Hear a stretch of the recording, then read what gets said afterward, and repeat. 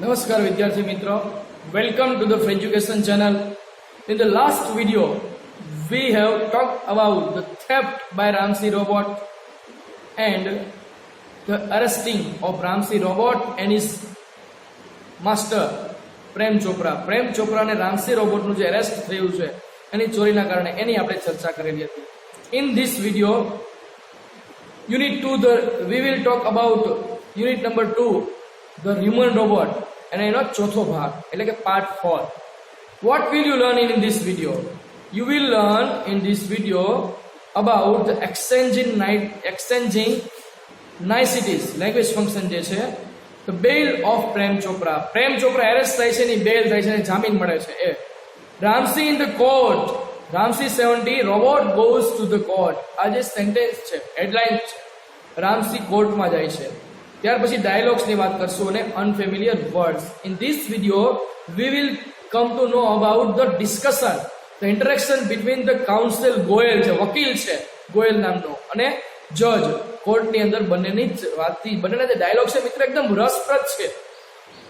You will enjoy the dialogues between the counsel Goyal and the judge. So friends, let us learn about the fourth part of the human robot. So we will read the paragraph.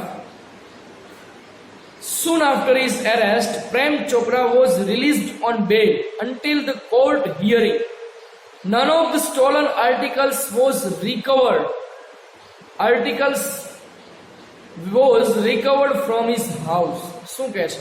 Soon after, તરત જ પછી his arrest, જેવો એને arrest કરવામાં આવ્યો તરત જ Prem Chopra was released. Released એટલે પોતાના પૈસાના જોરે, પોતાના મહત્વના કારણે. રિલીઝ એટલે સેટ ફ્રી, લિબરેટ, છોડવામાં આવેલા. કેમ છોડવામાં આવ્યો? કેમ તો આગળ છે બેલ. બેલનો મિનિંગ થશે મિત્રો જામીન પર છૂટવું. કોઈ પણ વ્યક્તિ પકડાય આરોપી તરીકે અને પછી જ્યાં સુધી એનો ગુનો સાબિત ન થાય ત્યાં સુધી એને જામીન આપવામાં આવે છે. Until the court hearing. Court hearing એટલે પ્રોસિજર ઓફ કોર્ટ, કોર્ટની પ્રોસિડિંગ્સ, કોર્ટની કાર્યવાહી સુધી એને જામીન પર છોડવામાં આવ્યો. None of the stolen articles. Stolen એટલે ચોરાયેલા, આર્ટિકલ્સ એટલે કિંમતી વસ્તુઓ, precious things, was recovered. Recovered એટલે got back, retrieved, પાછું મળવું, from his house એટલે કે એના ઘરમાંથી એક પણ પ્રકારની ચોરાયેલી વસ્તુ પાછી મળી નહીં. This is how he was set free from the jail and he got the bail.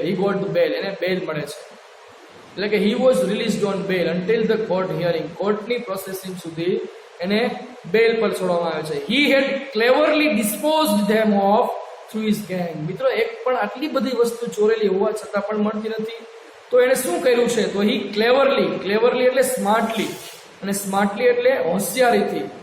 ડિસ્પોઝડ no meaning થશે કાસ્ટ અવે, નિકાલ કરવો. them of dispose of એટલે નિકાલ કરવો. through his gang. gang એટલે મોબ અથવા પેક, ટોળું. પોતાની જે ગેંગ છે એના દ્વારા એને બધી જ વસ્તુઓ ડિસ્પોઝ કરી હતી, વેચી દીધી હતી. In the court, he denied all the charges. Denied એટલે refused, ના પાડી. ચાર્જીસ એટલે કમ્પ્લેન્ટ્સ, ગુના, ફરિયાદો, એના ઉપર જે કોઈ પણ પ્રકારના ચાર્જ હતા એ બધા જ ચાર્જ એને નકારી કાઢેલા હતા. બરોબર?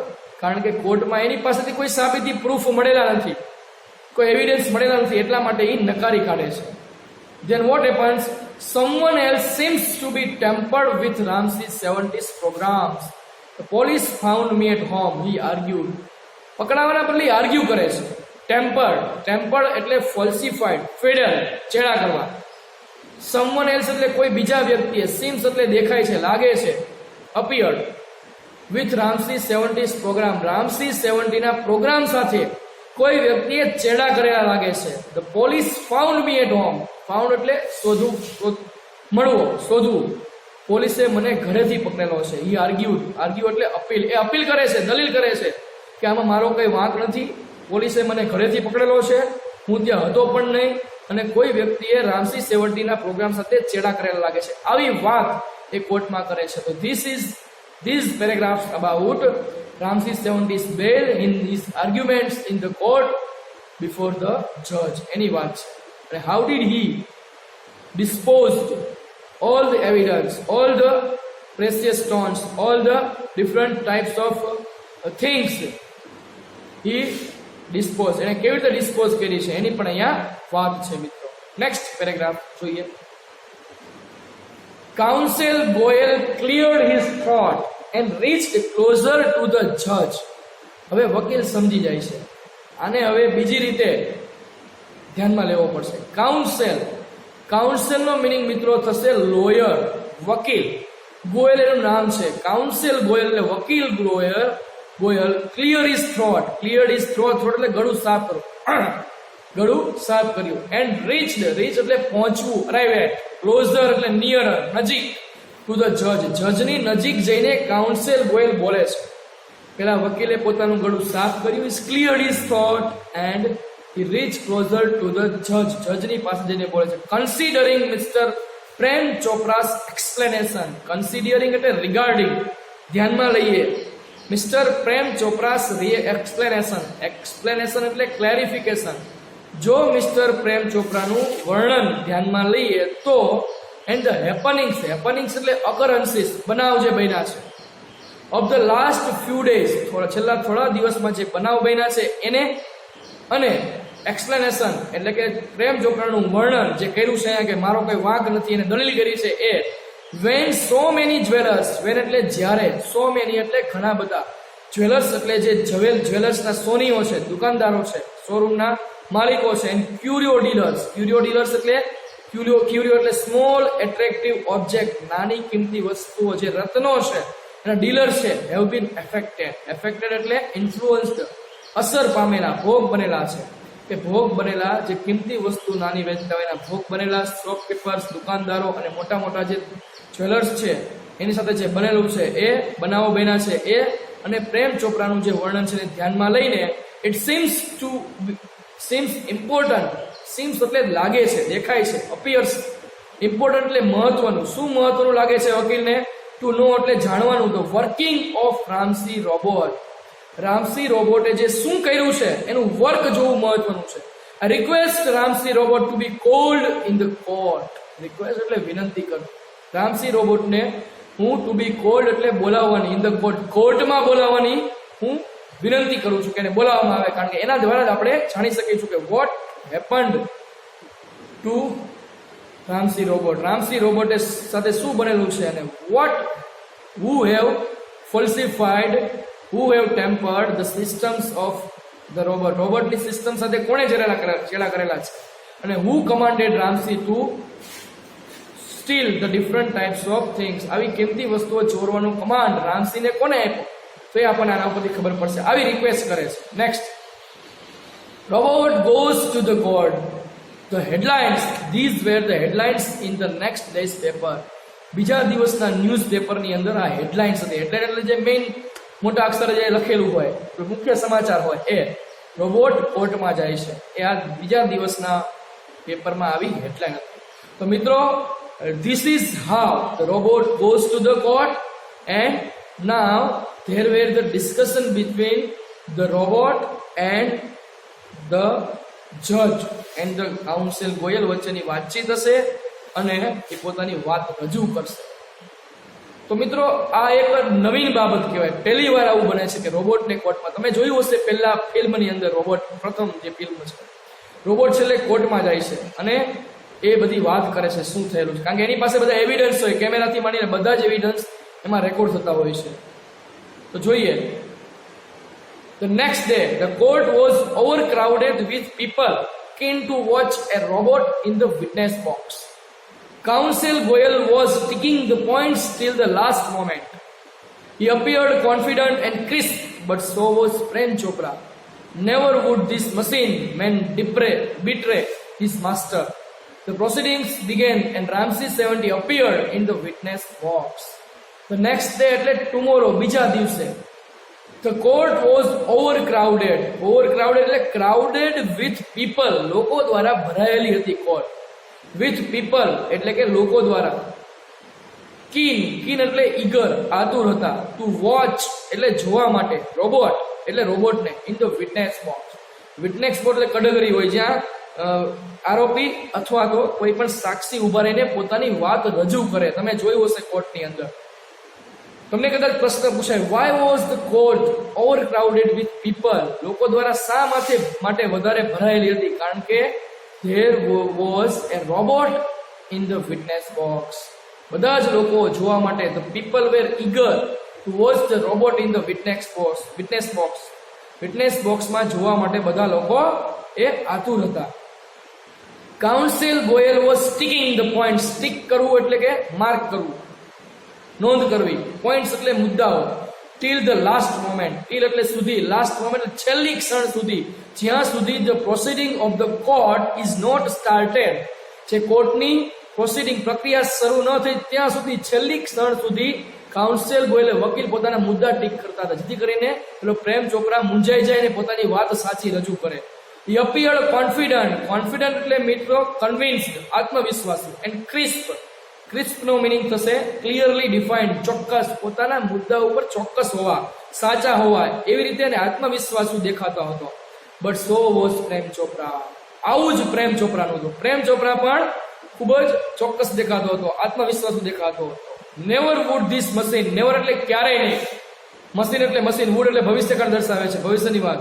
એની ટૂંકમાં જે ક્રિયા દર્શાવે છે. બીટ્રે. બીટ્રે નો મીનિંગ થશે મિત્રો ચીટ, વિશ્વાસઘાત કરવો. ઇઝ માસ્ટર એટલે કે પ્રેમ ચોપરા જાણતો હતો કે આ મશીનનો જે પહેલો સિદ્ધાંત છે, he will obey his master, પોતાના માલિકની આજ્ઞાનું પાલન કરશે. એ પોતાના માલિકને ક્યારેય નુકસાન પહોંચાડી શકે નહીં. The proceedings began. પ્રોસિડિંગ્સ એટલે કે લીગલ એક્શન, કાયદાકીય કાર્યવાહી કોર્ટમાં શરૂ થાય છે. બિગેન એટલે started. And Ramsi 70 appeared in the witness box. અને રામસી 70 વિટનેસ બોક્સમાં દેખાયો. તો મિત્રો આ વાત છે કે this is how the robot goes to the court. આવી રીતે રોબોટને કોર્ટમાં લઈ જવામાં આવે છે. બંને વ્યક્તિ, એક બાજુ council Goyal become seems to be confident, અને એક બાજુ પેલો પ્રેમ ચોપરા છે, એ પણ કોન્ફિડન્ટ દેખાય છે. કારણ કે એ જાણે છે કે the machine will never betray his master. Machine કોઈથી પોતાના માલિકને નુકસાન પહોંચાડે નહીં, વિશ્વાસઘાત કરે નહીં. Next paragraph.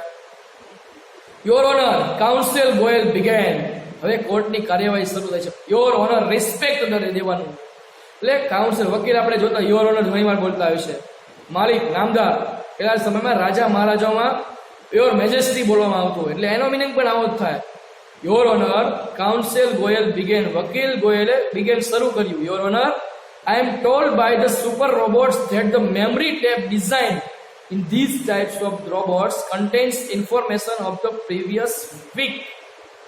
I am told એટલે મને કહેવામાં આવેલું છે. કોના દ્વારા?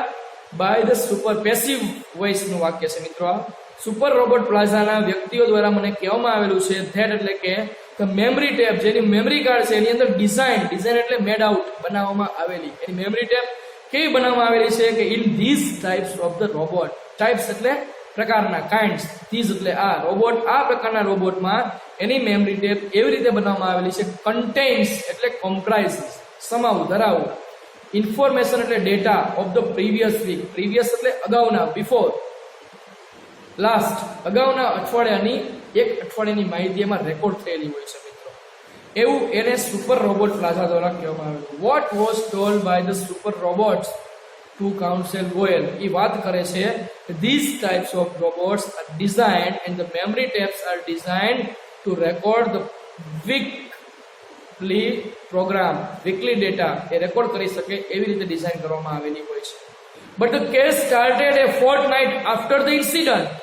The needed information must be wiped out, the judge said. જજ બોલે છે.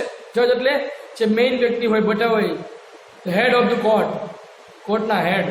ફોર્ટનાઇટ નો મીનિંગ થશે મિત્રો પીરિયડ ઓફ 14 days, 14 દિવસનો સમયગાળો. તમે કહો છો કે અઠવાડિયાની માહિતી હોય તો 14 દિવસનો સમયગાળો થઈ ગયો છે. આમ જે બનાવ બન્યો છે ને કોર્ટ જે રોબોટ પકડાયેલો છે એને, તો કેવી રીતે માહિતી હશે? બટ ધ કેસ એટલે આ કેસ સ્ટાર્ટેડ, બિગેન, શરૂ થયેલો. Before night after the incident. Incident એટલે જે આ બનાવ બન્યો ત્યાર 14 દિવસ પછી આપણે આ ભેગા થયેલા છીએ. કેસ શરૂ થયો છે. The needed information must be wipe out. Wipe out નો મિનિંગ થશે રબ્ડ આઉટ, ભૂસાઈ ગયેલી, ડિલેટ થઈ ગયેલી. જજે કીધું કે નીડેડ એટલે જરૂરી, રિક્વાયર્ડ, ઇન્ફોર્મેશન એટલે ડેટા, જરૂરી માહિતી છે એ સ્વાભાવિક છે કે ડિલીટ કરવામાં આવેલી હશે, આ વાત કરે છે. હવે આ વાત સાંભળીને પ્રેમ ચોપરાના રિએક્શન શું છે એ જોઈએ. Counsel Goyal smile softly staring at Prem Chopra. Counsel Goyal એટલે વકીલ ગોયલ, સ્માઇલ એટલે સ્મિત આપે છે, સોફ્ટલી એટલે હળવેથી, ધીમેથી, સ્ટેરિંગ એટ એટલે લુકિંગ એટ સ્ટીડીલી, એક ધારું જોવું, પ્રેમ ચોપરા સામે એક ધારું જોઈને એ સ્માઇલ આપે છે.